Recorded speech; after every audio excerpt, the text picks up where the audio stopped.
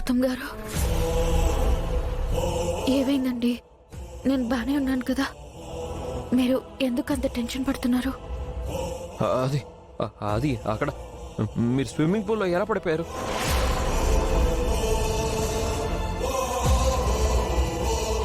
నాకు సరిగ్గా గుర్తు లేదండి.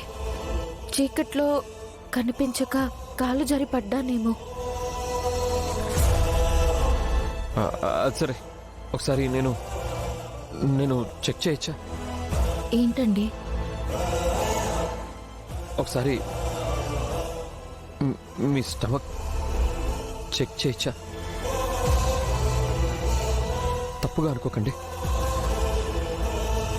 మీ కడుపులో బేబీ ఎలా ఉందా అని టెన్షన్గా ఉంది. నాకు మీరెంత ముఖ్యమో పుట్టబోయే బిడ్డ ఇంద్రకిచ్చిన మాట అంతే ముఖ్యం అహల్య గారు.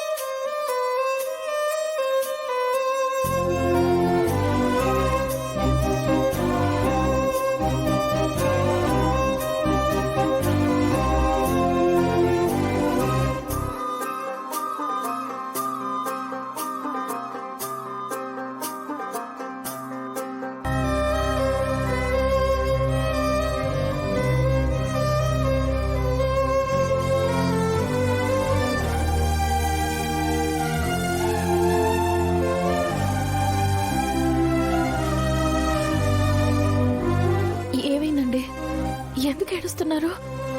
బేబీకి ఏం కాలేదు కదా? సేఫే, బేబీకి ఏం కాలేదు.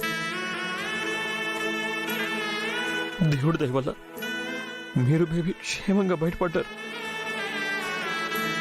మీకేమన్నా అయ్యుంటే నేను ఇద్దరికిచ్చిన మాట పోయి ఉండేది. లైఫ్లో నన్ను నేను క్షమించుకోలేకపోయావాడిని.